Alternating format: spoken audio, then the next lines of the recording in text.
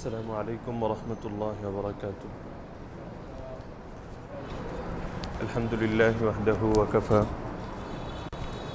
وسلام على عباده الذين اصطفى أما بعد فأعوذ بالله من الشيطان الرجيم فأعوذ بالله من الشيطان الرجيم بسم الله الرحمن الرحيم فإن لم تفعلوا ولن تفعلوا فاتقوا النار التي وقودها الناس والحجارة أعدت للكافرين وبشر الذين آمنوا وعملوا الصالحات أن لهم جنات تجري من تحتها الأنهار كلما رزقوا منها من ثمرة رزقا قالوا هذا الذي رزقنا من قبل وأتوا به متشابها ولهم فيها أزواج مطهرة وهم فيها خالدون. آمنت بالله صدق الله العلي العظيم وصدق رسوله النبي الكريم ونحن على ذلك لمن الشاهدين والشاكرين والحمد لله رب العالمين. বিগত সপ্তাহে আল্লাহ তাআলার একটা চ্যালেঞ্জ সম্পর্কে আলোচনা হচ্ছিল যে কোরআনের মধ্যে আল্লাহ তাআলা প্রথমে তাওহীদের দিকে মানুষদেরকে দাওয়াত দেওয়ার পর রিসালাত সম্পর্কে মানুষকে বোঝানোর জন্য একটা পন্থা গ্রহণ করেন। আল্লাহ তাআলা যারা এই কোরআনকে অস্বীকার করে, রাসূলের নবুয়তকে অস্বীকার করে, তাদেরকে উদ্দেশ্য করে বলেন, যদি তোমরা সেই কিতাবের ব্যাপারে সন্দেহ থাকো, যেই কিতাব আমি আমার বান্দার উপর নাজিল করেছি, তাহলে তোমরা তার অনুরূপ একটা সূরা বানিয়ে আনো। আর এক্ষেত্রে তোমরা আল্লাহ ছাড়া তোমাদের যত সাহায্যকারী রয়েছে তাদেরকেও ডেকে আনো, বাস্তবেই যদি তোমরা সত্যবাদী হও। অর্থাৎ আল্লাহ তাআলা তাদের দাবির পক্ষে প্রমাণ তলব করছেন যে তোমরা তো দাবি করো যে এই কোরআন আল্লাহ তাআলা নাজিল করেননি, বরং এই কোরআন মুহাম্মদ সাল্লাল্লাহু আলাইহি ওয়াসাল্লাম নিজে বানিয়েছেন। তো দাবি যেহেতু করো, তাহলে তোমরা তোমাদের দাবির পক্ষে প্রমাণ পেশ করো। যদি কোরআন মানুষ বানাতেই পারে, তাহলে মুহাম্মদ সাল্লাল্লাহু আলাইহি ওয়াসাল্লাম যেমনিভাবে একজন মানুষ, এরকম আরো কোটি কোটি মানুষ পৃথিবীর মধ্যে রয়ে গেছে। তোমরাও চেষ্টা করো, তোমরাও দেখো এই কোরআনের অনুরূপ হুবহু আরেকটা কোরআন প্রয়োজন নেই, মাত্র একটা সূরা নিজেরা বানিয়ে এনে দেখাও। কোরআনের অনুরূপ কোনো সূরা বানিয়ে আনতে তারা কেন পারেনি এবং প্রায় 1450 বছর সময় পার হয়ে গেছে, এখনও কেন তারা তাদের মিশনে সফল হয়নি? এর কারণ হলো যে কোরআন শুধুমাত্র কোনো সাহিত্যের গ্রন্থ না, যে এখানে কিছু শব্দ এবং কিছু বাক্যকে মিলানো হবে এবং মিলানোর মাধ্যমে একটা ছন্দ দাঁড়াবে। কোরআন তো এরকম কোনো ছন্দের বই না, কোরআন কোনো কবিতা গ্রন্থও না, কোনো পদ্য না যেখানে শুধু মিলাবো। যেমনিভাবে তারা চেষ্টা করেছিল, একটা সূরার কথা গত সপ্তাহে আমি বলেছিলাম, আল ফিল মাল ফিল ওমা আদরাকা মাল ফিল লাহু খুরতুমুন তাওয়িল। সূরা এইরকম একটা সূরা তারা বানানোর চেষ্টা করেছিল। আল ফিল মানে হাতি, মাল ফিল হাতি কি, ওমা আদরাকা মাল ফিল তুমি কি জানো হাতি কি, লাহু খুরতুমুন তাওয়িল হাতির রয়েছে লম্বা একটা সুর। এটা তারা বানিয়েছে। এখন হাতির সুর রয়েছে নাকি লেজ রয়েছে এটা জানার মধ্যে মানব জাতির কি ফায়দা? কোরআন তো হেদায়েত, হেদায়েত শব্দের অর্থই হলো পথ নির্দেশ। তো হাতির সুর আছে নাকি তার লেজ আছে, না তার পেটটা কত বড়, পিঠটা কত উঁচু, এটা জানার সঙ্গে আমার হেদায়েতের কি সম্পর্ক? আমি দুনিয়ার জীবনেই এর দ্বারা কি উপকৃত হতে পারবো, আর আখিরাতের জীবনেই কি উপকৃত হতে পারবো? এর দ্বারা আমি আমার আল্লাহকেই কতটুকু চিনতে পারবো আর আমার রাসূলকেই কতটুকু জানতে পারবো? তো তারা এই কোরআনের অনুরূপ অন্য আরেকটা সূরা এজন্য বানিয়ে আনতে পারেনি যে কোরআন শুধুমাত্র কোনো সাহিত্যের গ্রন্থ না, সাহিত্যের শক্তি তাদের কাছেও ছিল। বড় বড় কবি তাদের মধ্যে ছিল, বড় বড় সাহিত্যিক তাদের মধ্যে ছিল। এমনকি জাহিলি যুগে এত মহান মহান কবি ছিলেন, তাদের অনুরূপ ওই ধাঁচের বা ওই মাপের কোনো কবি এখন পর্যন্ত সৃষ্টি হয়নি। আমাদের যেমন কত কবি, কত সাহিত্যিকই তো বিভিন্ন সময়ে আমরা দেখি, কিন্তু আমরা বাংলা সাহিত্যের বিচারে যদি বিবেচনা করি, তাহলে রবীন্দ্রনাথ ঠাকুর কিন্তু একজনই। নতুন করে যত মানুষে আসুক আর যাক, কিন্তু তারা অনেক বড় হতে পারে, কেউ নোবেলও পেয়ে যেতে পারে, কিন্তু রবি ঠাকুরের সঙ্গে কিন্তু তুলনাটা চলে না। তো সেই জাহিলি যুগে কবি ছিল, ইমরাউল কায়েস ছিল, আরও বিভিন্ন কবিরা ছিল। তো সেই রকম কবিদের অনুরূপ কোনো কবির জন্ম এখন পর্যন্ত সে আরব বিশ্বে হয়নি। তো এত বড় কবিরা থাকতে তারা কেন পারল না? কারণ কবিদের কাছে তো শুধু কবিতার শক্তি ছিল, কাব্য প্রতিভা ছিল, সাহিত্যের শক্তি ছিল, কিন্তু আল্লাহ তাআলা তো মহাজ্ঞানের আধার, এই মহাজ্ঞান তো তাদের কাছে ছিল না। আল্লাহ তাআলার জ্ঞান পরিপূর্ণ, আল্লাহ তাআলার জ্ঞান বিস্তৃত, সৃষ্টি জগতের শুরু থেকে শেষ পর্যন্ত সব অনুপরমাণু থেকে শুরু করে সব কিছুর পরিপূর্ণ জ্ঞান আল্লাহ তাআলার আছে, যে জ্ঞানের মধ্যে কোনো ভুলেরও কোনো অবকাশ নেই। এজন্যই তো আমরা বিশ্বাস করি ওয়াল কদরি খাইরিহি ওয়া শাররিহি মিনাল্লাহি তাআলা। তাকদীর, ভাগ্যলিপি, সেটার ভালো দিক এবং মন্দ দিক উভয়টাই আল্লাহ তাআলার পক্ষ থেকে লেখা। অনেক মানুষ আল্লাহ তাআলার ব্যাপারে অভিযোগ দায়ের করতে চায়, বিশেষ করে এখন কলেজ ভার্সিটির অনেক ছাত্রদের মধ্যে এই প্রবণতা দেখা যায়। নাস্তিকদের থেকে বিভিন্ন আপত্তি শিখে তারাও এখন এগুলো মুখস্থ বলার চেষ্টা করে। অনেকে বলে যে তাকদীর, ভাগ্যলিপি যখন আল্লাহ তাআলা আমাদের জন্মের আগেই লিখে রেখেছেন, তাহলে আমি জান্নাতি হব নাকি জাহান্নামী হব এই ফয়সালা তো আগেই হওয়া আছে। নতুন করে আমি এখন যদি নামাজ পড়ি এজন্য পড়ছি যে আমার ভাগ্যে লেখা আছে নামাজ পড়ব। আমি যদি টিভি দেখি এজন্য আমি টিভি দেখছি যে আমার ভাগ্যে লেখা আছে আমি টিভি দেখব। আমি যদি জাহান্নামে যাই সেটা তো আমার জন্মের আগেই ফয়সালা হয়ে আছে আমি জাহান্নামে যাব। আর আমি যদি জান্নাতে যাই সেটাও তো ফয়সালা হয়ে আছে জান্নাতে যাব। তো আমি তো হলাম একটা রিমোট কন্ট্রোল, একটা পুতুলের মতো। আমি শুধু এমনি নড়ছি চড়ছি, কিন্তু কন্ট্রোল তো অন্য কোথাও। এই আপত্তিটা অনেকে উত্থাপন করার চেষ্টা করে। কিন্তু আল্লাহ তাআলার জ্ঞান সম্পর্কে যদি মানুষের ন্যূনতম ধারণা থাকতো তাহলে এরকম অসার আপত্তি তারা করতো না। কেন? আপনারা এখানে বসেছেন, মসজিদে এলান হয়েছে অথবা আগ থেকে জানা আছে যে মঙ্গলবার দিন মাগরিবের পরে তাফসির হয়, এই সুবাদে আপনারা বসেছেন। এশার আগ দিয়ে তাফসিরের মজলিস শেষ হলো, একজন বাসায় চলে গেলেন। যাওয়ার পর উদাহরণস্বরূপ এখন সে এখানে মন্তব্য করলো যে আজকে অমুক মুরব্বীকে দেখেছি তিনি এই মজলিসে এসেছেন। সেই মন্তব্যটা করলো কিসের ভিত্তিতে করলো? কারণ সে নিজের চোখে দেখেছে, তার কাছে চোখের দেখার একটা প্রমাণ আছে।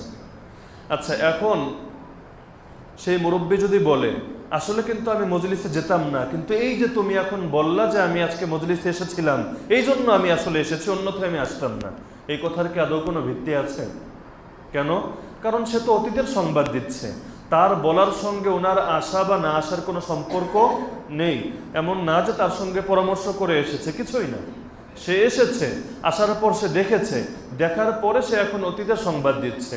তো একজন মানুষ সে অতীতের সংবাদ দিতে পারে, একজন মানুষ সে বর্তমানের ব্যাপারেও বলতে পারে। আমি বর্তমানে এই ফ্যানগুলো ঘুরছে, বাতিটা জ্বলছে, মাইকটা চলছে, দরজাগুলো খোলা, রাস্তা দিয়ে গাড়ি যাচ্ছে, এই যে এতগুলো সংবাদ দিলাম, এখন এগুলো তো সংবাদ আমি দিচ্ছি এই কারণে ঘটছে, বিষয়টা কি এমন? নাকি সেটা ঘটবে এজন্য ঘটছে, আর আমি যেহেতু দেখছি আমি এখন জানতে পারছি সেজন্য আমি বলছি? আমার বলার সঙ্গে এগুলো ঘটার কোনো সম্পর্ক আছে? কথা কি বোঝা যাচ্ছে না কঠিন হয়ে যাচ্ছে?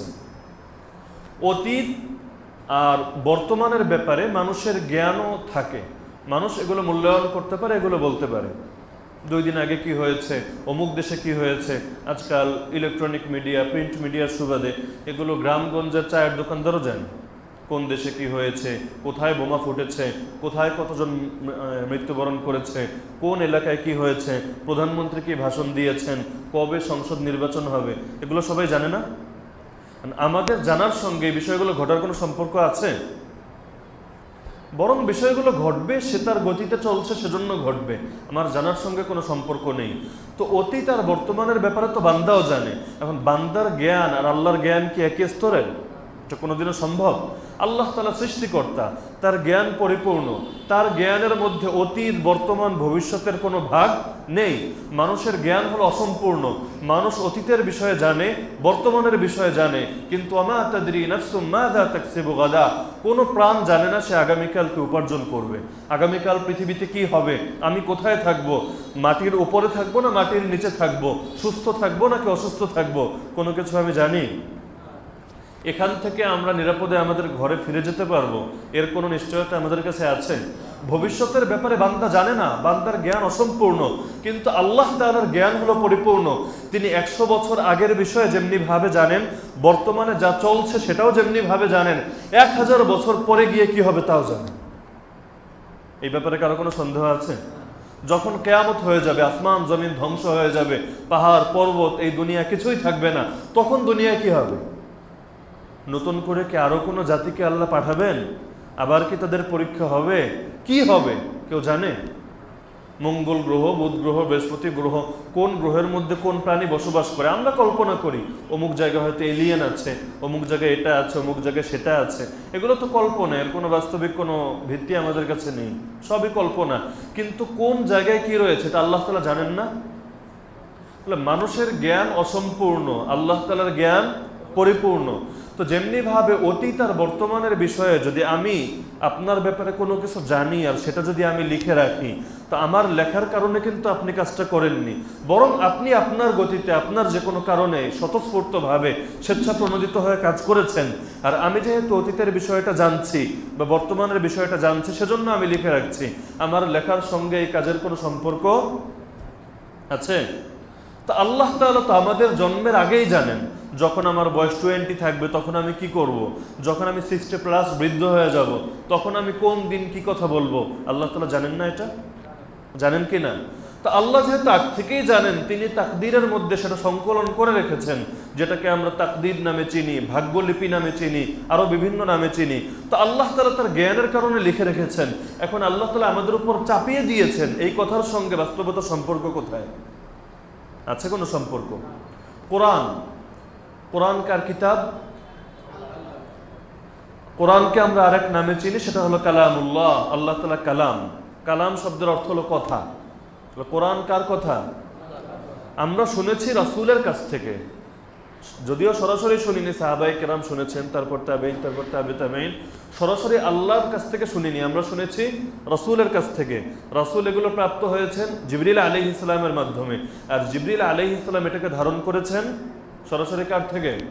আল্লাহর থেকে। তাহলে আল্লাহ তাআলা যখন থেকে আছেন, আল্লাহ তাআলা কি কোনো শুরু আছে? যে আল্লাহ তাআলা অমুক সালে সৃষ্টি হয়েছেন, তার আগে আল্লাহ ছিল না, এরকম কোনো আউয়াল আছে? আল্লাহর কোনো শুরুও নেই, আল্লাহর কোনো শেষও নেই। হুয়াল আউয়াল ওয়াল আখির, তিনি শুরু, তিনি শেষ, তার আগেও কেউ ছিল না, তার পরেও কেউ থাকবে না। তো আল্লাহ তাআলা যখন থেকে আছেন, তার কালামও তখন থেকে আছে, কারণ কোরআন তো আল্লাহর কালাম, আল্লাহর সিফাত। আল্লাহ যখন থেকে আছে, আল্লাহর কালামও তখন থেকে আছে। আমি যখন থেকে আছি, আমার চোখ তখন থেকে আছে, আমার হাত তখন থেকে আছে, পা তখন থেকে আছে। এমন তো না যে আমি ছিলাম আগে, দুনিয়াতে আমি এসেছি, আমি আসার 20 বছর পর আমার চোখ গজিয়েছে, এরকম। আমি যখন থেকে, আমার শরীরের যে উপাদানগুলো, যে কোষগুলো, সেগুলোও তখন থেকে। আল্লাহ যখন থেকে, তার কালামও তখন থেকে। তাহলে কোরআন এটা রাসূলের উপর নাজিল করা হয়েছে পরে, কিন্তু কোরআন পরবর্তীতে লেখা হয়েছে, বিষয়টা এমন না। এখন যদি আমি কোরআন খুলি, জায়গায় জায়গায় দেখব আল্লাহ তাআলা জান্নাতের বর্ণনা দিয়েছেন।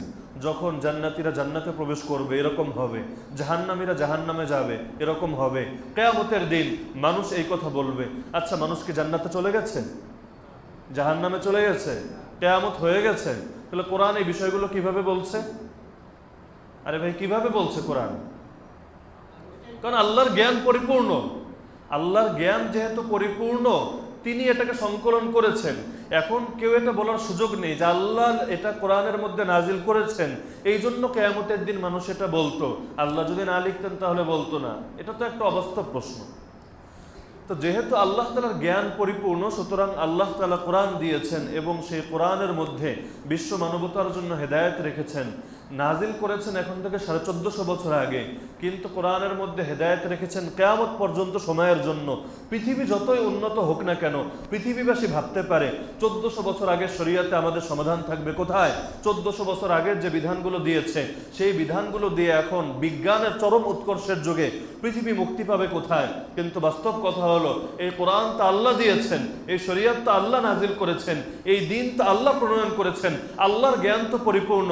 আল্লাহর জ্ঞানের মধ্যে তো 1400 বছর আগের আর 1400 বছর পরের কোনো ভাগ নেই, বরং এখন থেকে 1000 বছর পরে কি হবে তাও তো আল্লাহ তাআলা জানেন। তো আল্লাহ তাআলা তার সেই পরিপূর্ণ জ্ঞানের মাধ্যমে কোরআনকে সাজিয়েছেন এবং বলে দিয়েছেন, বান্দা এই কোরআনকে অনুসরণ করো, হেদায়েত পেয়ে যাবে। সুতরাং আল্লাহর মতো পরিপূর্ণ জ্ঞান কি আর কারো আছে? তো যেহেতু আল্লাহর মতো পরিপূর্ণ জ্ঞান কারো নেই, সুতরাং কারো পক্ষে কোরআনের মতো অনুরূপ আরেকটা কিতাব বানানো সম্ভব না। কোরআনের মতো সাহিত্য মানে উত্তীর্ণ করাও সম্ভব না। কারণ পৃথিবীর যত বড় সাহিত্যিকই হোক না কেন, তার চাইতে বহুগুণ বড় সাহিত্যিককে, সাহিত্যের উৎসই তো তিনি, জ্ঞানের উৎসই তো তিনি। তো যিনি জ্ঞানের উৎস, তার চাইতে বড় জ্ঞানী, তার চাইতে বড় ভাষাবিদ, তার চাইতে বড় সাহিত্যিক হওয়া তো কোনোদিনও সম্ভব না। সকল ভাষাই তো আল্লাহর সৃষ্টি।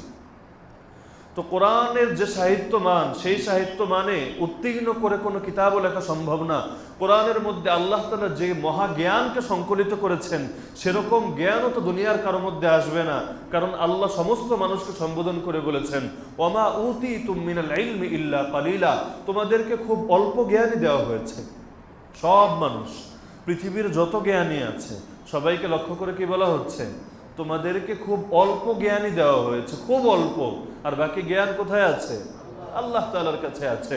তো এই অল্প জ্ঞান দিয়ে সেই অধিক জ্ঞানের মোকাবেলা বান্দা কিভাবে করবে? আল্লাহ তাআলা কোরআনের মধ্যে অতীতের বিভিন্ন সম্প্রদায়ের বর্ণনা দিয়েছেন, অথচ সেই সম্প্রদায়গুলোকে যেই সময়ে কোরআন নাজিল করা হয় সেই সময়ের মানুষরা দেখেনি।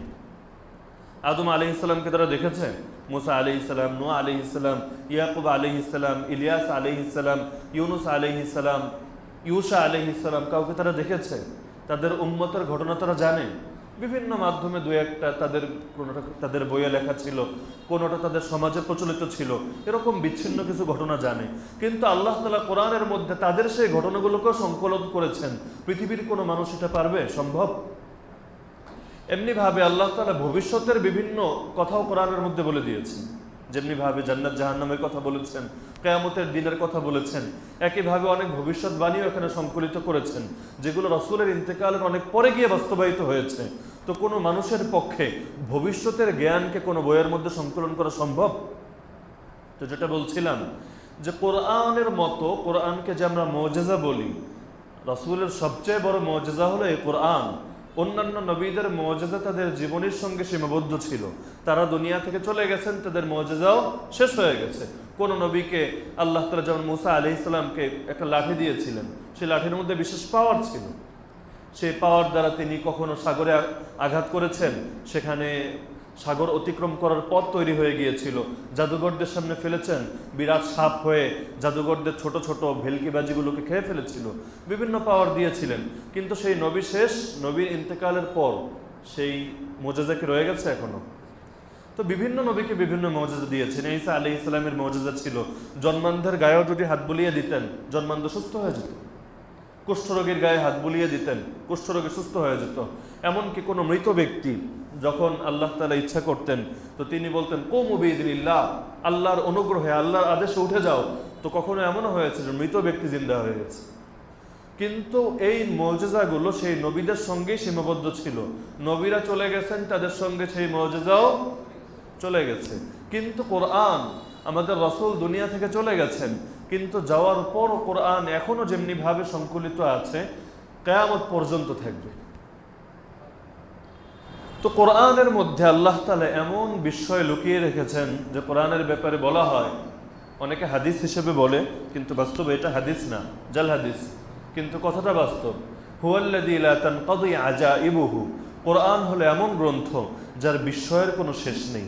আপনি কোরআনের পৃথিবীর মধ্যে যদি যত তাফসীর লেখা হয়েছে, তাফসীর তো বুঝি আমরা, যত তাফসীর কোরআনের ব্যাখ্যা গ্রন্থ লেখা হয়েছে, আপনি যদি সংকলন করার শুরু করেন, আপনার সব সম্পদ যদি আপনি বিক্রি করে দিয়েও এগুলো সংগ্রহ করতে থাকেন, তাও আপনার সম্পদ ফুরিয়ে যাবে, কিন্তু তাফসীরের গ্রন্থ ফুরাবে না।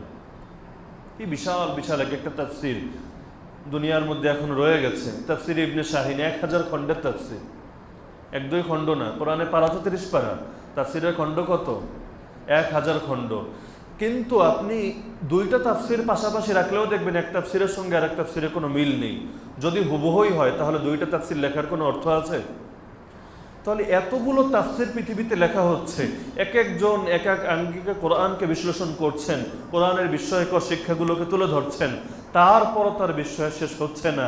এখনো নিত্য নতুন তাফসীর লেখা হচ্ছে এবং কিয়ামত পর্যন্ত লেখা হতে থাকবে, কিন্তু কোরআনের বিস্ময় কোনোদিনও শেষ হবে না। পৃথিবীর কোনো মানুষের পক্ষে এরকম কোনো গ্রন্থ রচনা করা সম্ভব?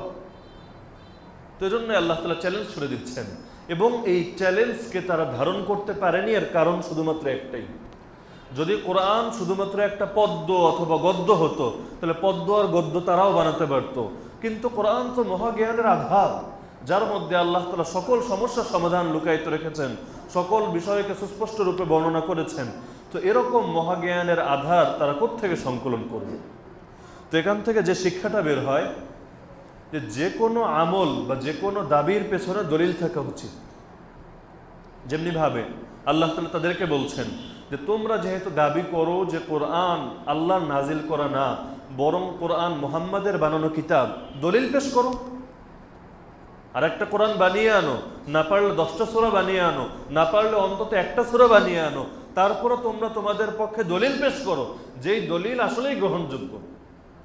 আজগুবি দলিলের তো কোনো ভিত্তি নেই। যেই দলিল গ্রহণযোগ্য এরকম একটা দলিল, মাত্র একটা সূরা, বাকি 113টা বাদই দিলাম, মাত্র একটা সূরা এবং সবচেয়ে ছোট যে সূরা, সূরা কাউসার, ইন্না আতাইনাকাল কাউসার ফাসাল্লি লিরাব্বিকা ওয়ানহার ইন্না শানিআকা হুয়াল আবতার। তো এরকম একটা সূরা তোমরা বানিয়ে আনো, তারপরও পারেনি।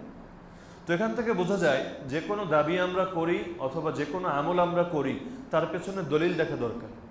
যদি সেই আমলের পেছনে দলিল থাকে, সেই দাবির পেছনে দলিল থাকে, তাহলে সেই আমলও গ্রহণযোগ্য, সেই দাবিও গ্রহণযোগ্য। আর যদি তার পেছনে দলিল না থাকে তাহলে সেটা কোনোদিনও গ্রহণযোগ্য হবে না। এখন আপনি আপনার সমাজের দিকে তাকান, সেটা যে কোনো আমলই হোক। রজব মাস এসেছে, কয়েকদিন পরে 27শে রজব আসবে, শবে মেরাজ পালন করবে কিছু মানুষ। মুহররম আসবে, আশুরা পালন করবে, এই যে হোসাইন হোসাইন হাই হোসাইন বলে রাস্তায় চিৎকার করবে কিছু মানুষ। 12ই রবিউল আউয়াল আসবে, রাসূলের হ্যাপি বার্থডে টু ইউ পালন করবে রাসূলের উদ্দেশ্যে। জশ্নে জুলুস ঈদে মিলাদুন নবী, সকল ঈদের সেরা ঈদ পালন করবে কিছু মানুষ।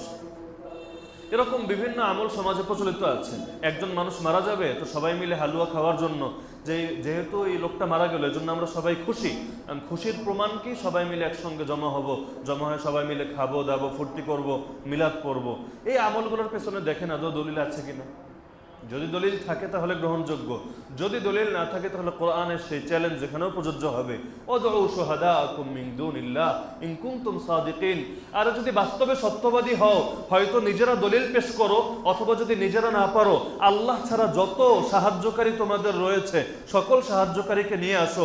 তোমরা তোমাদের মোল্লা মুন্সিদেরকে নিয়ে আসো, তোমাদের মৌলবীদেরকে নিয়ে আসো, প্রমাণ করো ইন কুনতুম সাদিকিন, যদি সত্যবাদী হও। আর যদি সত্যবাদী না হও, এই ধর্ম ব্যবসা বন্ধ করো, মানুষের ঈমান এবং আমল নিয়ে খেলা বন্ধ করুন। কোরআন নির্ধারিত কিছু আয়াত, 6236টা আয়াত, কিন্তু এর মধ্যে কিন্তু কিয়ামত পর্যন্ত সকল সমস্যার সমাধান আছে। কোরআনকে আমাদের জীবনের সঙ্গে প্রয়োগ করতে হবে।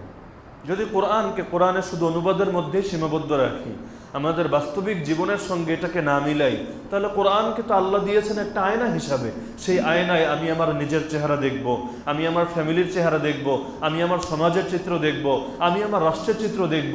যেটা মিলে যাবে সেটা কোরআনের আলোকে গ্রহণযোগ্য হবে, যেটা মিলবে না সেটা প্রত্যাখ্যাত হবে। এজন্যই তো আল্লাহ কোরআন দিয়েছেন নাকি? কোরআন তো আল্লাহ এজন্য দেননি যে মানুষ মারা গেলে মিলাদ পড়া হবে। কোরআন নাজিল করার মূল মাকসাদ এটা। কোরআন তো আল্লাহ শুধু এজন্য দেননি যে একজনকে জিনে ধরলে এটা দিয়ে তাবিজ লেখা হবে। কোরআন তো আল্লাহ এজন্য দেননি যে কোরআনে শুধুমাত্র আপনি শব্দগুলোই পড়ে যাবেন, তার মধ্যে আল্লাহ কি বলেছেন সেটার দিকে ভুলেও ফিরে তাকাবেন না, কোরআনের অনুবাদও জানার চেষ্টা করবেন না, কোরআনের ব্যাখ্যাও জানার চেষ্টা করবেন না। এজন্য তো আল্লাহ কোরআন দেননি। কোরআন কেন দিয়েছেন? সূরা বাকারা শুরুতেই বলে দিয়েছেন, হুদাল্লিল মুত্তাকিন। এই কোরআন আমি হেদায়েত হিসাবে দিয়েছি। কাদের জন্য হেদায়েত? যারা আল্লাহকে ভয় করে তাদের জন্য হেদায়েত। যারা আল্লাহকে বাদ দিয়ে গায়রুল্লাহকে ভর করে তাদের জন্য তো হেদায়েত না। যারা বিশ্বাস করে আল্লাহ যা পারে আমার পীরও তা পারে, তার জন্য তো এখানে হেদায়েত না। কোরআন তার জন্য হেদায়েত যে একমাত্র আল্লাহকে ভয় করে, সে বিশ্বাস করে যা কিছু হয় কার থেকে হয়? যা কিছু হয় একমাত্র আল্লাহ থেকে হয়, আল্লাহর ফয়সালা হয়। আল্লাহ ছাড়া গায়রুল্লাহ কোনোদিনও কোনো কিছু করতে। ফাইল্লাম তাফআলু ওয়ালান তাফআলু, আল্লাহ বলছেন যদি তোমরা এটা না পারো, যদি তোমরা কোরআনের অনুরূপ একটা সূরাও বানিয়ে আনতে না পারো, প্রথমে বলছেন যদি না পারো, ওয়ালান তাফআলু, মাঝখানে আবার বলে দিচ্ছেন আর শুনে রাখো বান্দারা কোনোদিনও পারবে না। প্রথম তো বলছেন যদি না পারো, কথা শেষ হয়নি কিন্তু এখনো। যদি না পারো তাহলে কি হবে এখনো বাকি আছে। সেটা বলার আগে মাঝ দিয়ে বলে দিচ্ছেন ওয়ালান তাফআলু, যতই চেষ্টা করো না কেন কোনোদিনও পারবে না। আরে তোমরা তো আমার মাখলুক, তোমাদের শক্তি কতটুকু, তোমাদের ক্ষমতা কতটুকু, তোমরা কি পারো আর কি পারো না, আমি আহকামুল হাকিমিন, আমি খালিক আল্লাহ সেটা তো খুব ভালো করেই জানি। তো কোনোদিনও পারবে না। হ্যাঁ, তাহলে তোমাদের কি করা উচিত? ফাত্তাকুন নার, তাহলে জাহান্নামকে তোমরা ভয় করো। এই মুহাম্মাদের সঙ্গে শত্রুতা পোষণ করো, কোরআনের বিরুদ্ধে সমাজের মধ্যে তুমি প্রোপাগান্ডা ছড়াও, তাহলে ফাত্তাকুন নার, জাহান্নামকে ভয় করো। কোন জাহান্নাম?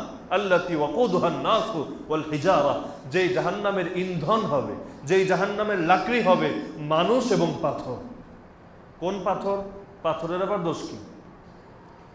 সে সকল পাথর যেগুলোর দ্বারা তারা তাদের মূর্তি বানিয়ে থাকে, যেগুলোকে তারা উপাসনা করে আল্লাহকে বাদ দিয়ে, অথচ এই পাথরের স্রষ্টা যিনি, পাথরের উপাসনা যে করছে তার স্রষ্টাও কিন্তু তিনি। তো এক মখলুক খালেককে বাদ দিয়ে এক মখলুক আর এক মখলুকের ইবাদতের মধ্যে লিপ্ত আছে। কেউ সরাসরি পাথরের সিজদা করে, সরাসরি পাথর বলতে পাথর দ্বারা মূর্তি বানিয়ে করে, আর কেউ পাথরের কবরের উপর সিজদা করে। দুটোই তো পাথর। আল্লাহ বলছেন যে জাহান্নামের ইন্ধন হবে মানুষ এবং পাথর। কোন পাথর? যেই পাথরের ইবাদত মানুষ করে, কাকে বাদ দিয়ে? আল্লাহকে বাদ দিয়ে। আল্লাহকে বাদ দিয়ে কেউ মূর্তি পাথরের ইবাদত করে, আর কেউ মাজারের পাথরের ইবাদত করে। দুটোই তো পাথর।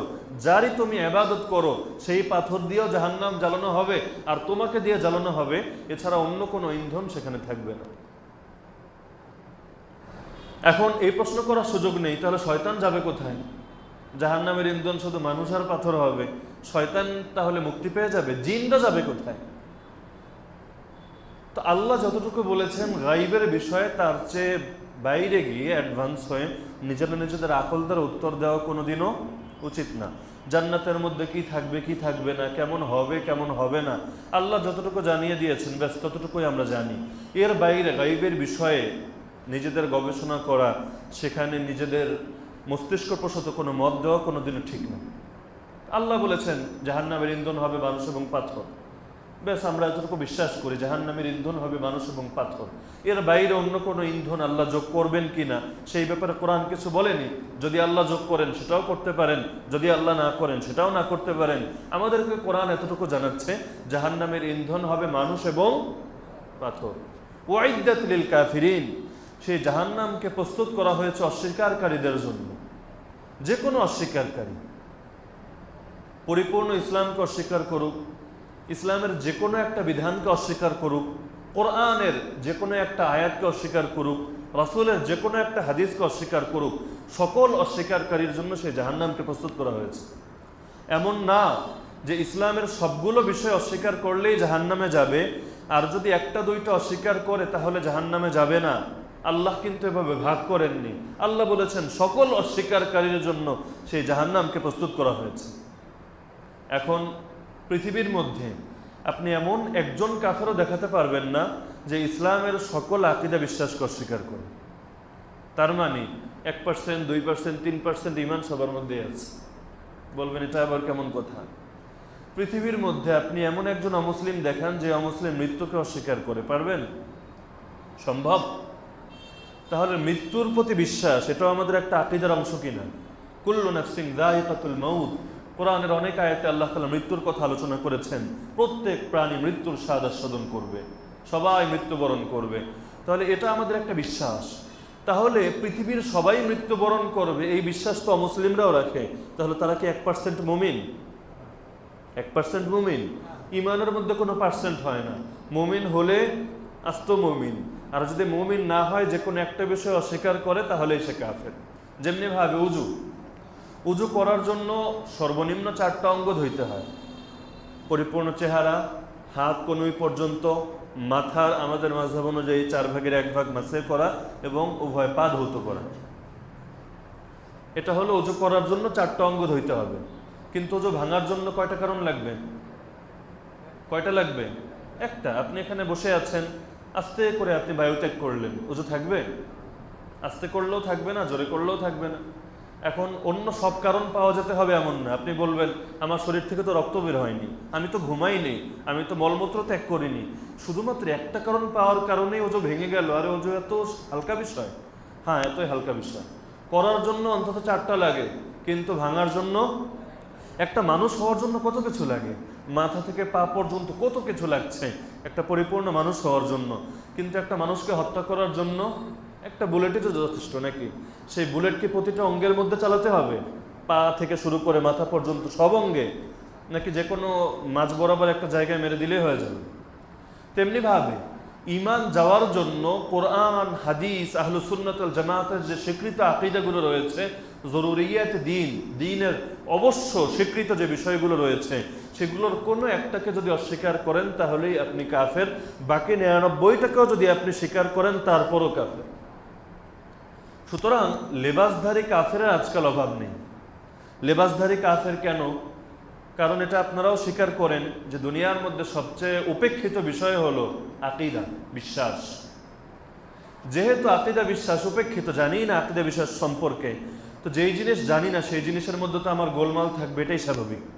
কয়টা বিশ্বাস সম্পর্কে জানি, আহলুস সুন্নাত ওয়াল জামাতের কয়টা আকীদা সম্পর্কে জানি, যেই বিষয়গুলো সম্পর্কে জানি না সেই বিষয়গুলো তো আমার এমনি গোলমাল লেগে আছে, তো সেই সমস্ত বিষয়ে আমার ঈমান কোত্থেকে আসবে? কত মানুষ তারা মুসলমান হওয়ার পর জিহাদকে অস্বীকার করে। আছে না এরকম মানুষ? আজকাল জিহাদ শব্দ শুনলে অনেকের শরীরের লোম দাঁড়িয়ে যায়, কান খাড়া হয়ে যায়, ঘুমাতে থাকলে ঘুম থেকে উঠে খুব মনোযোগ দিয়ে শোনার চেষ্টা করে, দেখে হুজুর কি বলে, একটু এদিক সেদিক বললে ফোন লাগাবো। আছে না এরকম চেতনাধারী মানুষ? অথচ একজন মানুষ যদি জিহাদকে অস্বীকার করে সে সঙ্গে সঙ্গে কাফের। যত বড় নামাজি হোক, হাত্তাকে যত বড় পীর হোক, যত বড় শাইখুল হাদিস হোক, যাই হোক না কেন, সঙ্গে সঙ্গে কাফের। সন্ত্রাস এবং জিহাদকে মিলিয়ে ফেলে এরকম মানুষের অভাব আছে? সন্ত্রাস এবং জিহাদকে মিলিয়ে ফেলে এরকম মানুষের অভাব আছে? নাই। তো সেই মানুষগুলোর ঈমান কোথায়? হাত্তাকে জঙ্গিবাদ শব্দটাও কাদের সঙ্গে সীমাবদ্ধ করে দেওয়া হয়েছে? যদি জঙ্গিবাদ মানে হয় শুধু সন্ত্রাসী কর্মকাণ্ড, তাহলে হিটলারকে কেন জঙ্গি বলা হচ্ছে না? কয়েকদিন আগে নিউজিল্যান্ডের মধ্যে যে 40-50 জন মানুষকে জুম্মার নামাজ পড়তে এসেছিল, নির্মমভাবে এসে যে হত্যা করলো, যেখানে আপনাদের দেশের খেলোয়াড়রাও থাকার কথা ছিল, কিন্তু বাঙালি জাতি যেহেতু সব কাজেই ঢিলা, তারা সব কাজে বিলম্ব করে টাইম যদি দেয় 7টা, আসবে 7:30টার মধ্যে, তো সেই ঢিলার কিছু ভালো দিকও আছে, খারাপ দিকও আছে। ভালো দিক সেখানে প্রকাশ পেয়েছে। 15 মিনিট আগে আসার কথা ছিল, 15 মিনিট পরে এসেছে, এসে দেখে না ইতিমধ্যে ঘটনা ঘটে গেছে। যদি 15 মিনিট আগে আসতো তাহলে আপনাদের খেলার স্বপ্ন মিটে যেত। তাহলে যাই হোক, কিন্তু তাদেরকে কেন জঙ্গি বলা হয় না? তার মানে জঙ্গিবাদ শব্দটাও এখন জিহাদের সমর্থক হয়ে দাঁড়িয়েছে। ইসলামে জঙ্গিবাদ নেই বলে এটা অনেকের উদ্দেশ্য, সবার না, অনেকের উদ্দেশ্য এটা হয় ইসলামে জিহাদও নেই। অথবা জিহাদের সংজ্ঞা পাল্টে ফেলে। জিহাদ মানে কি? জিহাদ মানে হলো নফসের সঙ্গে মারামারি করা, রেসলিং খেলা। নফসের সঙ্গে যারা রেসলিং খেলে তারা হলো মুজাহিদ, যার কারণে বিভিন্ন দলেরও নাম থাকে মুজাহিদ দিয়ে। দেখেছেন না, মুজাহিদ কমিটি এই সেই বিভিন্ন দলের নাম দেয়, অথচ তারা কোন জিহাদের সঙ্গে সম্পৃক্ত আল্লাহ ভালো জানে। হ্যাঁ বলবে, হ্যাঁ আমরা নফসের জিহাদ করি, তো নফসের জিহাদই আজকাল জিহাদ হয়ে গেছে। তাহলে আমরা মনের নামাজ পড়া শুরু করি। মনের নামাজ বড় নামাজ, বাইরের নামাজ লাগে না। বেদাতিরা যেমনি ভাবে বলে মনের পর্দা বড় পর্দা, বাইরের পর্দা লাগে না।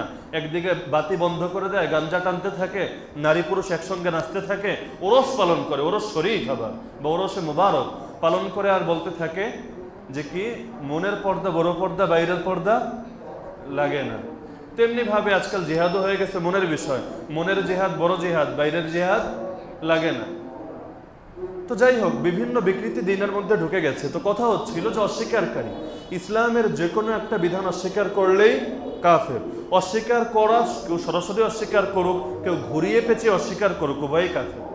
সরাসরি অস্বীকার মানে বলে আমি এটা মানিই না, সে কাফের।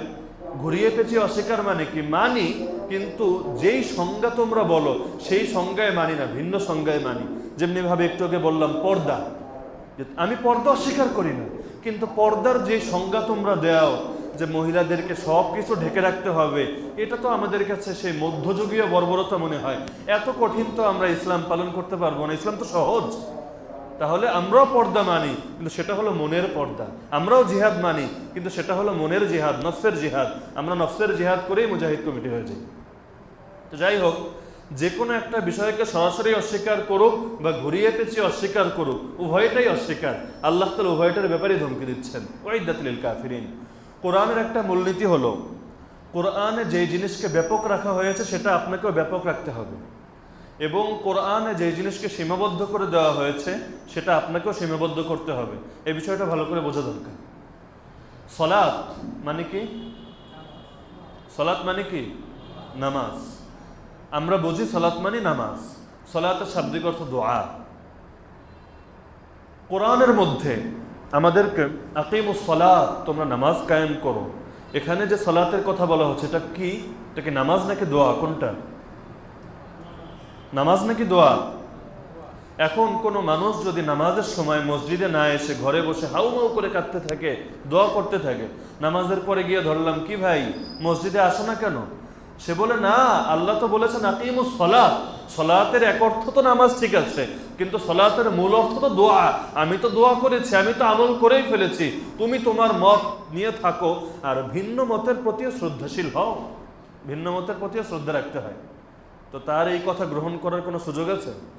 সলাতের আর এক অর্থ বা মূল অর্থ আরো গোড়ায় গেলে তাহরিকু সলওয়াইন।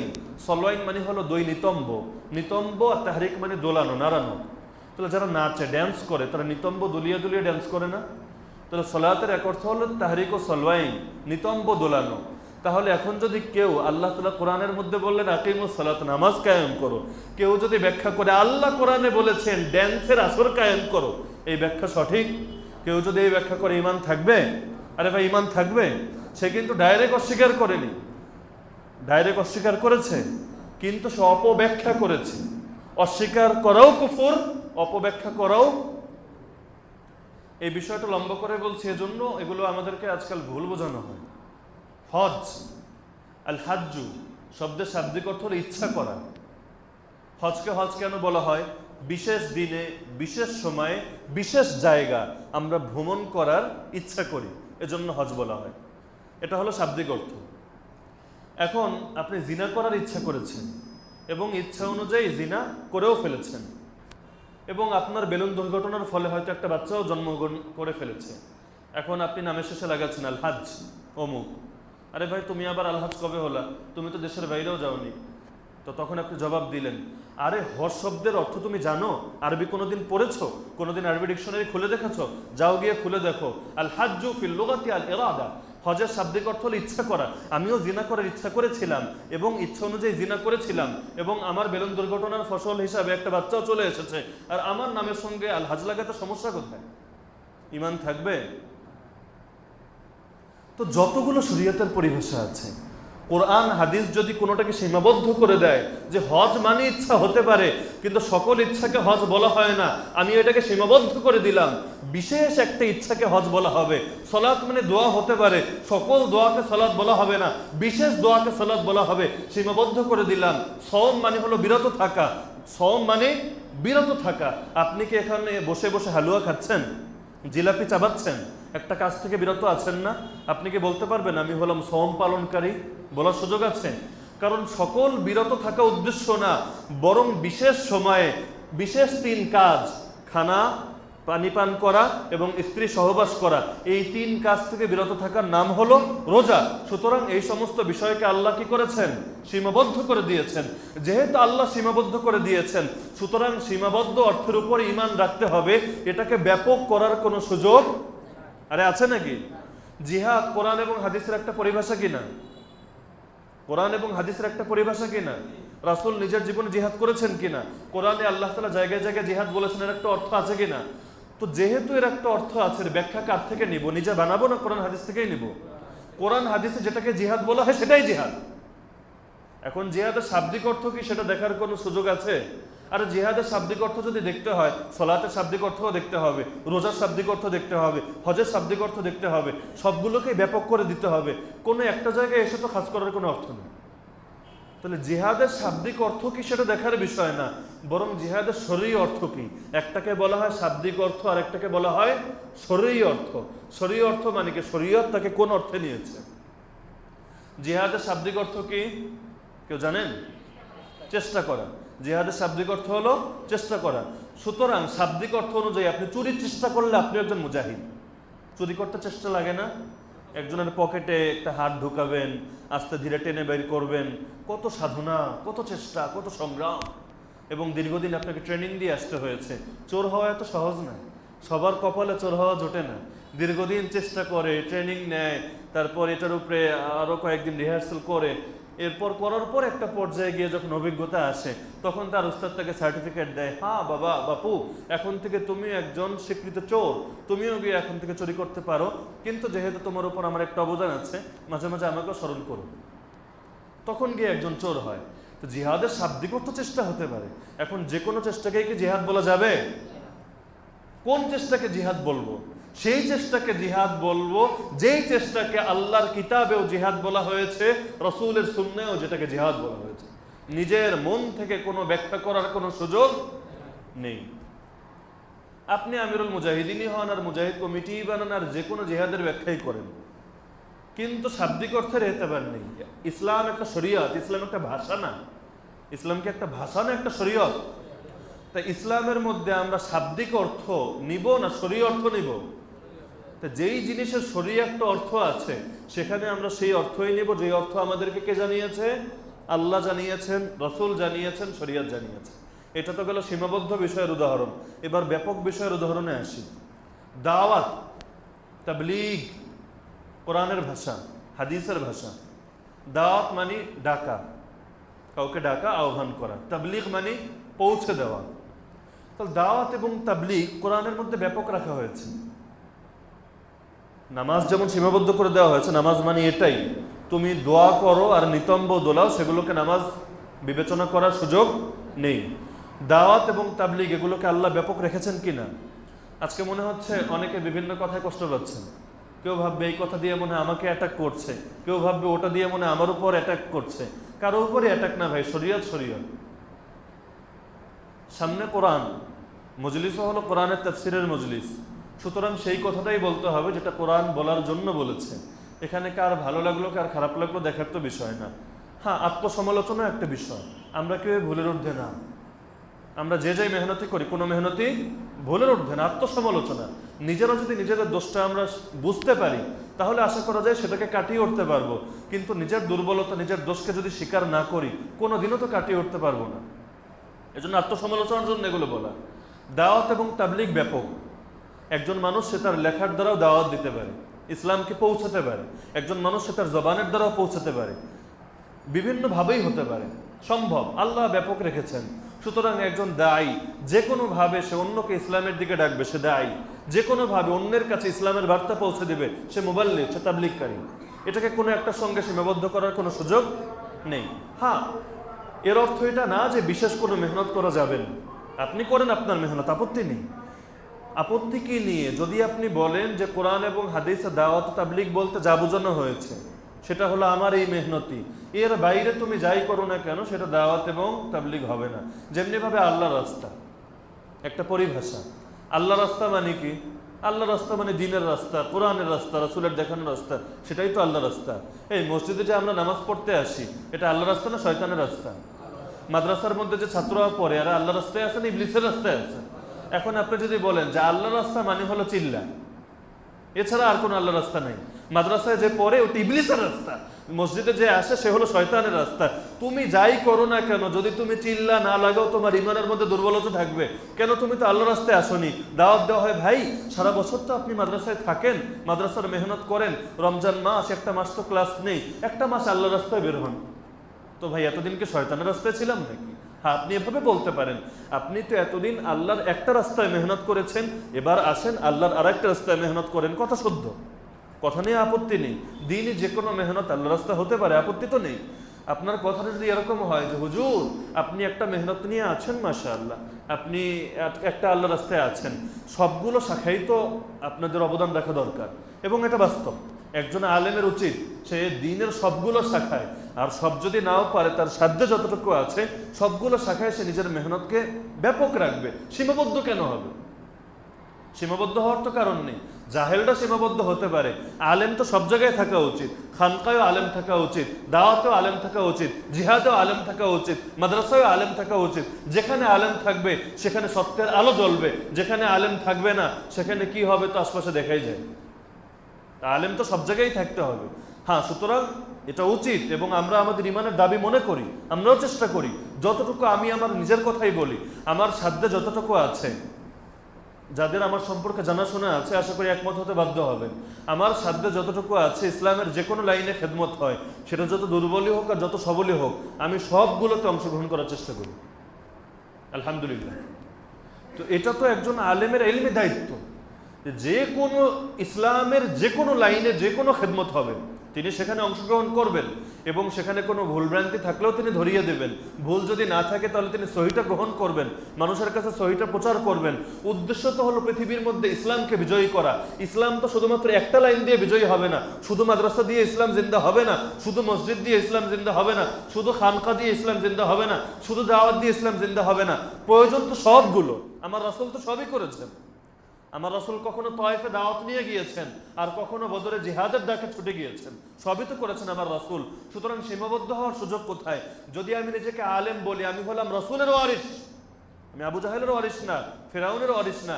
আর আমি যদি আমার রাসূলের ওয়ারিস হই, আমার রাসূল যেই যেই কাজ করেছেন সবগুলো আমার কাজ, নবীওয়ালা কাজ যতগুলো আছে সবগুলো আমার কাজ। আজকাল তো নবীওয়ালা কাজকেও সীমাবদ্ধ করে দেয় অনেকে, যেমনি ভাবে ইশকে রাসূল, রাসূলের মহব্বত, বেদাতিরা রাসূলের মহব্বত বানিয়ে ফেলে সেই মিলাদ খাওয়া আর সিন্নি আর ওই সেই কিয়ামের মধ্যে। যে জশ্ন জুলুস করে না তার ইমানই নেই। আচ্ছা, ইমানের প্রসঙ্গ যখন আসলে একটা বিষয় আমি বলি, আল্লাহ রাসূলকে বেদাতিরা বলে জিন্দা নবী। শুনেছেন না কথাটা, জিন্দা নবী? গত সপ্তাহে আলোচনা করেছিলাম, আমরা বিশ্বাস করি আল আম্বিয়া ও আহিয়া ও ফি কুবুরিহিম, নবীরা কবরের মধ্যে জীবিত। এটা একটা হাদিস এবং আহলে সুন্নাত ওয়াল জামাতের আকীদা, নবীরা তাদের কবরের মধ্যে জীবিত। এবং আমি এটা স্পষ্ট করেছিলাম যে নবীরা জীবিত, অন্য সবাই মৃত, বিষয়টা এমন না।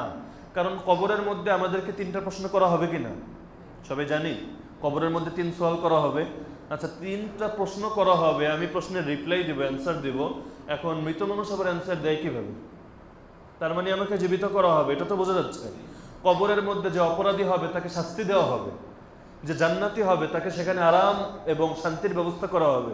যদি মরা হয়, অর্থাৎ যার দেহের মধ্যে কোনো প্রাণই নেই, তার আবার শাস্তি কিসের আর শান্তি কিসের? তার মানে এক প্রকারের জীবন সবার থাকবে, আলমে বরজাখের জীবন। হ্যাঁ, দুনিয়ার জীবন আর সেই জীবন এক না, দুই জীবনে পার্থক্য আছে।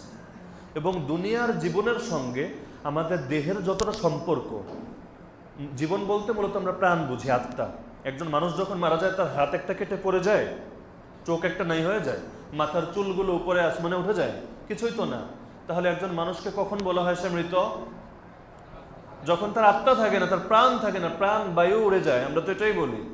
তার মানে জীবন বলতে আমরা মূলত বুঝি প্রাণের উপস্থিতি।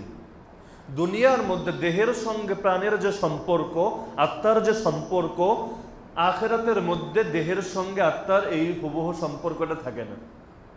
যার কারণে কবরের মধ্যে হাদিসে বলা হয়েছে, যখন কোনো একজন কাউকে কবরে রাখা হয়, মুনকার নাকির এসে 3 প্রশ্ন করে, তাকে উঠিয়ে বসানো হয়। এখন বসায় কি আমার দেহকে না আমার আত্মাকে?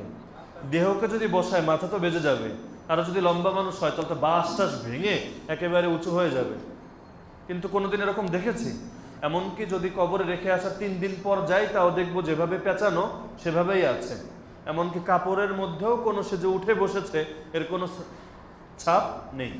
তার মানে এগুলো হয় কিসের উপরে? আত্মার উপরে, প্রাণের উপরে। আত্মার সঙ্গে দেহের সম্পর্ক সবার একরকম থাকে না। সাধারণ মানুষের সেটা হালকা থাকে। হালকা থাকে কেন বললাম? আপনি যদি কোনো কবরের সামনে গিয়ে জিয়ারত করেন, তাদেরকে সালাম দেন, কবরের সামনে গেলে সালাম দিতে হয় না? আসসালামু আলাইকুম ইয়া আহলাল কুবুর, ইয়াগফিরুল্লাহু লানা ওয়া লাকুম, আনতুম সালাফুনা ওয়া নাহনু বিল আসর, ওয়া ইন্না ইনশাআল্লাহু বিকুম লাহিকুন। এই দোয়া তো হাদিস থেকে আমরা পাই। তাহলে কবরের সামনে গিয়ে যখন সালাম দেন, সেই সালাম কিন্তু সে শুনতে পায়। তার মানে তার দেহটা তো কবরে রাখা, আত্মা তো আর এখানে রাখা না। আত্মা তো আলেমে বরজাখ, আলাদা বিষয়। আলেমে বরজাখে গিয়ে অন্যান্য মৃতদের সঙ্গেও তার দেখা হয়। কি সলিমুদ্দিনের বাপ, কেমন আছো? তো সে আবার জিজ্ঞেস করে, হ্যাঁ আমি তো ভালো আছি, আমার বউ বাচ্চার কি অবস্থা? যদি জানা থাকে সেখানে রিপ্লাই দেয়। কি গেদার বাপ, কি অবস্থা, কেমন আছো? আমার বউটার কি হয়েছে, আমার মেয়েটার বিয়ে হয়েছে কিনা? তো এগুলো আলাপটা সেখানে হয়, সমস্ত রুহরা সেখানে আছে। কিন্তু এর পাশাপাশি কবরে সালাম দিলে শুনতে পাচ্ছে কেন? তার মানে দেহের সঙ্গেও সেই আত্মার একটা কানেকশন আছে। কথা বোঝা যাচ্ছে? কিন্তু সাধারণ মানুষের সেই কানেকশনটা দুর্বল। একজন শহীদ, তাকে বলা হয়েছে লা তাকুলু লিমান ইউকতালু ফি সাবিলিল্লাহি আমওয়াত, যারা আল্লাহর রাস্তায় শহীদ হয় তাদেরকে মৃত বলো না, বাল হুম আহইয়া, বরং তারা জীবিত। তার মানে হলো এই দেহের সঙ্গে তাদের আত্মার কানেকশনটা আরেকটু মজবুত, আর নবীদের সেটা সবচাইতে বেশি মজবুত। কত মজবুত যে আমি যদি এখানে বসেও রাসূলের শানে দুরূদ পড়ি, ফেরেশতারা গিয়ে রওজায়ে আতহারের মধ্যে সেটা পৌঁছে দিয়ে আসে। তাহলে নবীরা আমরা যে জিন্দা বলি, আমরা যে বলি আল আম্বিয়া ওয়া আহইয়া, নবীরা জীবিত, সঙ্গে কিন্তু আমরা একটা লেজ আছে কথা, কি লেজ? ফি কুবুরিহিম, তাদের কবরের মধ্যে। নবী জীবিত কিন্তু কোথায়? কবরে। এবং জীবন দ্বারা সেই জীবন উদ্দেশ্য না যেই জীবন দুনিয়াতে ছিল। দুনিয়ার জীবন এবং আখিরাতের জীবনে কি আছে? পার্থক্য আছে। আচ্ছা, এত কথা বলার কি দরকার? বলার দরকার হলো কোরআনের মধ্যে আল্লাহ তাআলা বলেন, কে বলেন? আল্লাহ কি জাল হাদিস বলেন, যায়িফ হাদিস, না সবই সহিহ? তাহকিকের কোনো দরকার আছে আলাদাভাবে? আর আল্লাহ বলছেন ইন্নাকা মাইয়িতু ওয়া ইন্নাহুম মাইয়িতুন, হে নবী আপনিও মরণশীল এবং তারাও মরণশীল। আপনি মরণশীল, তার মানে আপনি চিরকাল বাঁচবেন। আপনি মরণশীল অর্থ কি চিরকাল বাঁচবেন? তার মানে আপনিও মৃত্যুবরণ করবেন। তাহলে নবী সাল্লাল্লাহু আলাইহি ওয়াসাল্লাম মৃত্যুবরণ করেছিলেন কি না? এবং কোন দিন করেছিলেন? 12ই রবিউল আউয়াল, যেই দিন রাসূলের হ্যাপি বার্থডে পালন করি, সেই দিন রাসূল ইন্তেকাল করেছিলেন, মৃত্যুবরণ করেছিলেন। কোন অর্থে মৃত্যু? তাদের দুনিয়ার জীবনের পরিসমাপ্তি হয়েছিল।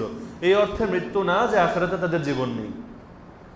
তো জিন্দা নবীর অর্থ আমরা এক অর্থে বলি, বেদাতীরা আরেক অর্থে বলে। দুইটার পার্থক্য জেনে রাখা দরকার, নইলে বিভ্রান্তিতে পড়বে। আমরা বলি জিন্দা, নবীরা জিন্দা, কিন্তু কোথায় জিন্দা? ফি কুবুরিহিম, তাদের কবরে জিন্দা। আর তারা বলে জিন্দা নবী মানে নবী মরেইনি। তারা রাসূলের মৃত্যুর দিন কেন আনন্দ করে, জশ্ন জুলুস কেন বের করে? মৃত্যুর দিন তো দরকার ছিল কাঁদতে কাঁদতে রাজবাড়ি ভাসিয়ে দেবে, যে রাজবাড়ি সেই দিন রাস্তাঘাটে বন্যা হতে থাকবে। কেন? যেটা হলো আশিকে রাসূলদের চোখের পানি, এটা না মহব্বতের ইজহার ছিল। সেদিন তারা সারাদিন শোক পালন করবে, কালো কাপড় পরে থাকবে, এটা না শোকের দাবি। দেখা যায় সেদিন খুশি হয়ে যায়, সারাদিন আরো তবারক খায়। কেন এত খুশি? কারণ তারা বলে রাসূল তো জিন্দা নবী। আরে ভাই, জিন্দা কোন অর্থে? জিন্দা হলো এই অর্থে যে আমরা যখন মিলাদ পড়ি আমরা একটা চেয়ার রাখি, সেই চেয়ারটা খালি থাকে, রাসূল এসে সেখানে বসে। নাউযুবিল্লাহি মিন যালিক। এই কথা বললে ঈমান থাকবে না। কেন থাকবে না? কারণ কোরআনে আল্লাহ বলছেন হে নবী আপনি মরণশীল। তারা বলে নবী জিন্দা, এবং তারা যে জশ্ন জুলুস পালন করে, তাদেরকে যদি জিজ্ঞেস করেন রাসূলের মৃত্যু দিবস কেন পালন করো না, বা মৃত্যুর দিনে কেন জন্মদিবস পালন করো, আমি নিজের কানে শুনেছি, আপনাদের এই এলাকায় এসেই নিজের কানে শুনেছি এই কথাটা বলে। রাসূল তো মরেননি, রাসূল তো মরেননি। তো যেহেতু রাসূল মরেননি, রাসূল জিন্দা, সুতরাং রাসূলের তো মৃত্যু দিবস বলতে কিছু নেই। কিন্তু রাসূল তো দুনিয়াতে জন্ম হয়েছিলেন, সেই কারণে রাসূলের জন্মদিন পালন করি। গিয়ে তো জিজ্ঞেস করার সুযোগ নেই, নইলে আমি জিজ্ঞেস করতাম ভাই রাসূল জন্ম নিয়েছেন, এটা একটা কথা মনে রাখবেন যে তারা বলে রাসূল জন্ম নিয়েছেন কার গর্বে? মা আমিনার গর্বে। বাবা কে ছিলেন? আব্দুল্লাহ। জন্ম নিয়েছেন কোথায়? সে আরবের মধ্যে। জন্ম নিয়েছেন আদম আলাইহিস সালামের আগে না পরে? পরে মানে কত পরে? যে ঈসা আলাইহিস সালামের প্রায় 600 বছর পরে। এত পরে গিয়ে জন্মগ্রহণ করেছেন, এটা মনে রাখেন। সেই একই মজলিসে তারা হাদিস শোনাচ্ছে যে আল্লাহ তাআলা যখন আদমকে সৃষ্টি না, আদম যখন মাটি এবং পানির মধ্যে থাকে তখনই আমাদের নবীর প্রাণকে সৃষ্টি করা হয়েছে, এই কথাটা তারা বলে। খেয়াল করবেন, সর্বপ্রথম কার রূহ সৃষ্টি করা হয়েছে? তারা বলে সর্বপ্রথম মুহাম্মদুর রাসূলুল্লাহর রূহ সৃষ্টি করা হয়েছে। যখন রূহ সৃষ্টি করা হয় সেটাই তো জন্ম, যখন রূহ সৃষ্টি করা হয় সেটাই তো জন্ম। তার মানে তারাই নিজেরাই বলছে যে রাসূলের জন্ম কবে হয়েছে? আদম আলাইহিস সালামেরও আগে। রাসূলের জন্ম কখন হয়েছে? আদম আলাইহিস সালামেরও আগে। 12 রবিউল আউয়াল না কিন্তু, বরং এই ডেট, এই তারিখ, এই বর্ষ গণনা শুরু হওয়ার বহু আগে, এমনকি আদম আলাইহিস সালাম সৃষ্টি হওয়ারও আগে। তো রাসূল যেই অর্থে দুনিয়ার মধ্যে এসেছে সেই অর্থে তারা ধরে যে সেটা রাসূলের জন্ম। রুহের জন্মকে তারা জন্ম ধরে না, বরং দুনিয়ার জন্মকে কি ধরে? জন্ম ধরে। তো একইভাবে রাসূল যেই অর্থে তারা জন্ম ধরছে সেই অর্থে রাসূল মৃত্যুবরণ করেছেন। কারণ রাসূল এখন মাটির উপরে নেই, কোথায় আছেন? মাটির নিচে আছেন। তো রাসূলকে মাটির নিচে আছেন, তারপরও বলা হচ্ছে জিন্দা।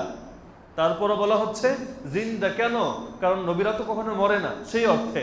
আরে সেই অর্থে তো রাসূল 12 রবিউল আউয়াল জন্মও নেননি, তার জন্ম তো বহুকাল আগে। মানে যেই দলিল দিয়ে রাসূলের জন্মদিবস পালন করে সেই দলিল দিয়ে মৃত্যু দিবসও এটা প্রমাণিত হয়ে যায়।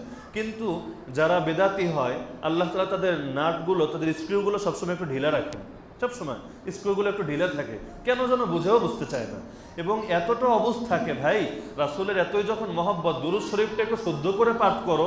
আমি আমার জীবনে একটা বেদাতি এমন পাইনি যে দুরূদ শরীফ বুঝেন আল্লাহুম্মা সাল্লি আলা যেটা বলে, দুরূদ শরীফটা শুদ্ধভাবে শুদ্ধ উচ্চারণে পাঠ করতে পারে, আমি এমন একটা বেদাতি এখনো পাইনি। এমনকি তাদের মোল্লারাও শুদ্ধ উচ্চারণ পাঠ করে না জানার কারণে করে না, নাকি এমনিই করে না আল্লাহ ভালো জানে, করে না। তো না, স্ক্রুটা এতটা ঢিলা আল্লাহ রেখে দেন। তো যে কথা চলছিল যে নবীরা আমরা এক অর্থে বলি জিন্দা, তারা বলে আরেক অর্থে। তারা যেই অর্থে বলে সেই অর্থ অনুযায়ী কোরআনকে অস্বীকার করা হবে। কারণ রাসূল ইন্তেকাল করেছেন, নিঃসন্দেহে করেছেন, অন্যথা রাসূলের জানাজা হলো কেন? ইন্তেকালে যদি না হয় জানাজা কেন হলো? রাসূলকে কবরের মধ্যে কেন রাখা হলো? তার মানে ইন্তেকাল করেছেন, আবার তিনি জিন্দা। কোন অর্থে জিন্দা? যে নবীরা কবরের মধ্যে জিন্দা। কথা বোঝা যাচ্ছে? তো যেটা বলছিলাম যে কোনো আকীদা, যে কোনো বিশ্বাস অস্বীকার করাও কুফর, অপব্যাখ্যা করাও কুফর। তারা বিভিন্ন জিনিসকে, বিভিন্ন মানুষ অনেকে অস্বীকার করে, যারা কাফের, যারা বেঈমান, যারা মুশরিক, যারা অমুসলিম, যারা নাস্তিক, তারা সরাসরি অস্বীকার করে। আর যারা লেবাসধারী তারা সরাসরি অস্বীকার করতে পারে না, কিন্তু ঘুরিয়ে পেঁচিয়ে অপব্যাখ্যা করে। অপব্যাখ্যা করলেও কাফের, অস্বীকার করলেও কাফের। আল্লাহ বলেন উইদ্দাত লিল কাফিরিন, এই জাহান্নামকে সকল প্রকার অস্বীকারীর জন্যই প্রস্তুত করা হয়েছে। তো জাহান্নামের পর এবার স্বাভাবিকভাবে জান্নাতের আলোচনা আসবে। এর পরবর্তী আয়াতে আল্লাহ তাআলা জান্নাতের আলোচনা করেছেন। তো সূরাতুল বাকরা শুরু থেকে যে সিস্টেমে আল্লাহ তাআলা আলোচনাকে সাজিয়েছেন, সর্বপ্রথম কোরআন হেদায়েতের বাণী এবং কোরআন যে সন্দেহের ঊর্ধ্বে, এই কথাটা বলার পরে 5 আয়াতে আল্লাহ তাআলা কোরআন থেকে যারা উপকৃত হয়, যারা মুমিন, তাদের পরিচয় দিয়েছেন। এরপর 2 আয়াতে যারা কোরআনকে অস্বীকার করে, কাফের, তাদের পরিচয় দিয়েছেন। এরপর 13 আয়াতে মুনাফিকের পরিচয় দিয়েছেন। অর্থাৎ যারা বাহ্যত নিজেকে কাফের বলার সাহস করে না, নিজেকে নাস্তিক বলে না, বাহ্যিকভাবে নিজেকে মুসলমান হিসেবে পরিচয় দেওয়ার চেষ্টা করে, সেও নিজেকে একজন সমাজের মানুষ বলে। সেও হয়তো কোনো মেহনতের সঙ্গে জড়িত, হয়তো সে তাবলীগ করে, হয়তো সে খানকায় যায়, হয়তো সে মাদ্রাসায় পড়ে, হয়তো সে মসজিদে নামাজ পড়ে, হয়তো সে জিহাদের ময়দানে থাকে, হয়তো সে যা করে, যাই করুক না কেন, সে যে কোনো একটা কাজের সঙ্গে জড়িত, কিন্তু ভিতরের মধ্যে তার আকীদা পরিশুদ্ধ না, কুফর আছে। এদেরকে বলা হয় মুনাফিক। 13 আয়াতে আল্লাহ তাআলা মুনাফিকের পরিচয় দিচ্ছেন। তারপর আল্লাহ তাআলা 2 আয়াতে, 21 এবং 22 নম্বর আয়াতে আল্লাহ তাওহীদের কথা আলোচনা করেছেন। তারপরের 2 আয়াতে রাসূলের রিসালাতের কথা আলোচনা করেছেন। তারপর শুরু হয়েছে ইসলামের তৃতীয় মৌলিক আকীদা, আখিরাতের আলোচনা। তাওহীদ, রিসালাত, আখিরাত। তাওহীদের আলোচনা 2 আয়াতে গত মজলিসের আগের মজলিসে আলোচনা হয়েছে। এরপর রিসালাতের আলোচনা গত সপ্তাহে এবং এই সপ্তাহে আলোচনা হলো। আগামী সপ্তাহে ইনশাআল্লাহ আখিরাত সম্পর্কে আলোচনা করা হবে। আল্লাহ তাআলা আমাদেরকে এই বিষয়গুলো সঠিকভাবে বোঝার এবং